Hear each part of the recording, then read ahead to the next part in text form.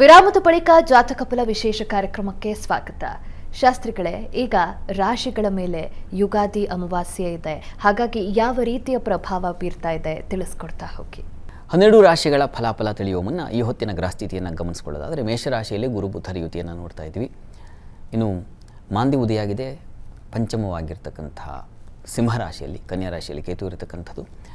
ಕುಜ ಹಾಗೂ ಶನೈಶ್ಚರ ಯುತಿಯನ್ನು ನೋಡ್ತಾ ಇದ್ದೀವಿ, ಅದು ಕುಂಭರಾಶಿಯಲ್ಲಿ. ಮೀನರಾಶಿಯಲ್ಲಿ ರವಿ, ಚಂದ್ರ, ರಾಹು ಜೊತೆಗೆ ಶುಕ್ರ 4 ಗ್ರಹಗಳಿದ್ದಾವೆ. ಹೀಗಿರುವಾಗ 12 ರಾಶಿಗಳ ಫಲಾಫಲ ಹೇಗಿರ್ತದೆ ಗಮನಿಸ್ಕೊಳ್ಳೋಣ. ಮೊದಲಿಗೆ ಮೇಷರಾಶಿ. ಮೇಷರಾಶಿಯವರೆಗೆ ದಿವಸ ಆಪ್ತರ ಜೊತೆಗೆ ಮನಸ್ತಾಪ ಮಾಡ್ಕೊಳ್ತೀರ. ತುಂಬ ಇಷ್ಟಪಟ್ಟವ್ರ ಜೊತೆಗೆ, ತುಂಬ ಹಚ್ಕೊಂಡವ್ರ ಜೊತೆ ಒಂದು ಅಂತರ ಕಾಯ್ದುಕೊಳ್ಬೇಕಾದ ಪರಿಸ್ಥಿತಿ ಬಂದುಬಿಡುತ್ತೆ. ಅಮಾವಾಸ್ಯೆ ಅಂಥದ್ದೊಂದು ತೊಡಕನ್ನು ಸೂಚಿಸ್ತಾ ಇದೆ, ಹುಷಾರಾಗಿರಿ. ಸ್ನೇಹಿತರು, ತುಂಬ ಸುಹೃನ್ ಮಿತ್ರರೊಂದು ಅಂಥವ್ರ ಜೊತೆಗೆ. ಇನ್ನು ಈ ದಿವಸ ಮಕ್ಕಳ ವಿಚಾರದಲ್ಲಿ ಮನಸ್ತಾಪಗಳು, ಹೇಳಿದ ಮಾತು ಕೇಳಲ್ಲ, ಹಬ್ಬ ಇದೆ, ಹಬ್ಬದ ತಯಾರಿ ಆಗ್ತಾ ಇದೆ, ಸಹಾಯ ಮಾಡೋದ್ರೆ ಮಾಡಲ್ಲ, ಸೋಮಾರಿತನ ಮಾಡ್ತವೆ, ಈ ಥರದ್ದೆಲ್ಲ ಸಮಸ್ಯೆಗಳು ಶುರುವಾಗುತ್ತೆ. ಅಂತೂ ನಿಮ್ಮ ಪಾಲಿಗೆ ಈ ದಿವಸ ಸ್ವಲ್ಪ ಕಷ್ಟವಾಗಿದೆ, ಕಷ್ಟದಾಯಕವಾಗಿದೆ. ಏನಪ್ಪ ಇದಕ್ಕೆ ಪರಿಹಾರ? ಈಶ್ವರ ಪ್ರಾರ್ಥನೆ ಮಾಡ್ಕೊಳ್ಳಿ, ಸುಲಭ ಆಗುತ್ತೆ. ಇನ್ನು ವೃಷಭ ರಾಶಿ. ವೃಷಭ ರಾಶಿಯವರಿಗೆ ದಿವಸ ವೃತ್ತಿಯಲ್ಲಿ, ಕೆಲಸದಲ್ಲಿ ತೊಡಕುಗಳಿಲ್ಲ, ಸುಲಭವಾಗಿ ಸಾಗುತ್ತೆ, ಯೋಚನೆ ಮಾಡಬೇಡಿ. ಈ ದಿವಸ ಸಹೋದರರಲ್ಲಿ ಸ್ವಲ್ಪ ಮಟ್ಟಿಗೆ ಅವರ ಒಂದು ಸಹಕಾರ ಸಿಗುತ್ತೆ, ಆದರೆ ಅಂದುಕೊಂಡಷ್ಟಲ್ಲ, ನಿರೀಕ್ಷಿತ ಮಟ್ಟಕ್ಕಲ್ಲ. ಸಮಾಧಾನದ ಫಲ, ಸಹೋದರರಿಂದ ಸಮಾಧಾನ. ಇನ್ನು ಈ ದಿವಸ ಪ್ರಯಾಣದಲ್ಲಿ ಸ್ವಲ್ಪ ತೊಡಕನ್ನು ಸೂಚಿಸ್ತಾ ಇದೆ, ತುಂಬ ಹುಷಾರಾಗಿರಿ. ಅಮಾವಾಸ್ಯೆ ದಿವಸ ಪ್ರಯಾಣ ಸ್ವಲ್ಪ ಎಚ್ಚರವಾಗಿರಿ.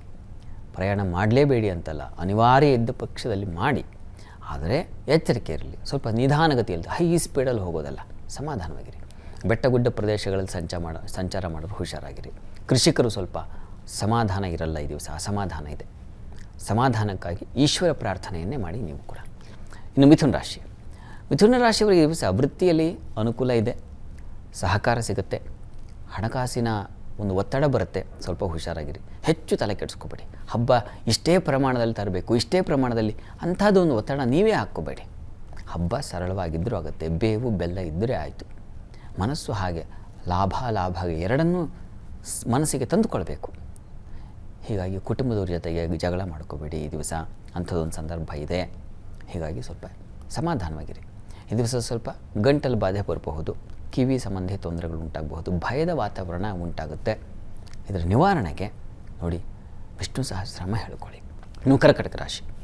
ಕರ್ಕಟಕ ರಾಶಿಯವರಿಗೆ ಸ್ವಲ್ಪ ಮಾನಸಿಕವಾಗಿ ದುರ್ಬಲತೆ ಇದೆ, ತುಂಬ ಯೋಚನೆ ಮಾಡುವ ಸಂದರ್ಭ ಎದುರಾಗುತ್ತೆ. ಹೀಗಾಗಿ ಸ್ವಲ್ಪ ಬಲ ಬೇಕು ನಿಮಗೆ. ಅಮ್ಮನವ್ರ ಪ್ರಾರ್ಥನೆ ಮಾಡಿ, ಅನುಕೂಲ ಆಗುತ್ತೆ. ಇನ್ನು ವೃತ್ತಿಯಲ್ಲೆಲ್ಲ ಅನುಕೂಲ ಇದೆ, ಯೋಚನೆ ಮಾಡೋದು ಬೇಡ. ಈ ದಿವಸ ನಿಮಗೂ ಕೂಡ ಹಣಕಾಸಿನ ತೊಡಕಿದೆ.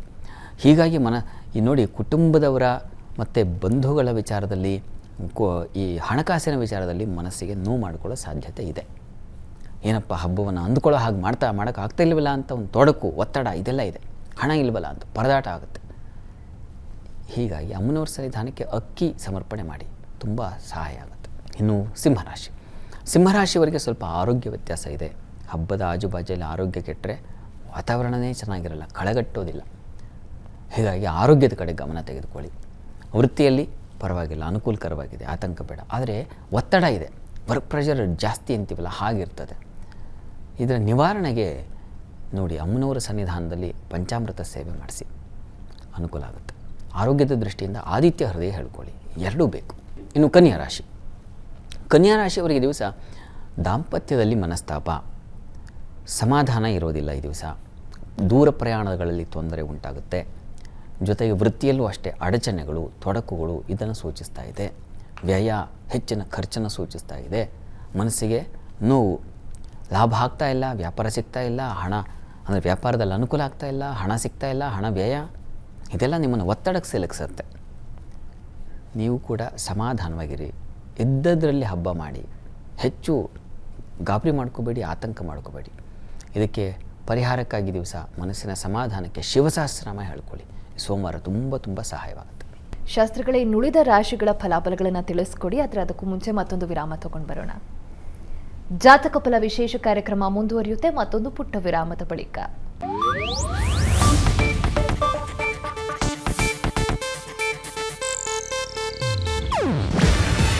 ಇದು ಏಷ್ಯಾನೆಟ್ ನ್ಯೂಸ್ ನೆಟ್ವರ್ಕ್ ಪ್ರಸ್ತುತಿ. ನೀವು ನೋಡ್ತಿದ್ದೀರಾ ಏಷ್ಯಾ ನೆಟ್ ಸುವರ್ಣ ನ್ಯೂಸ್.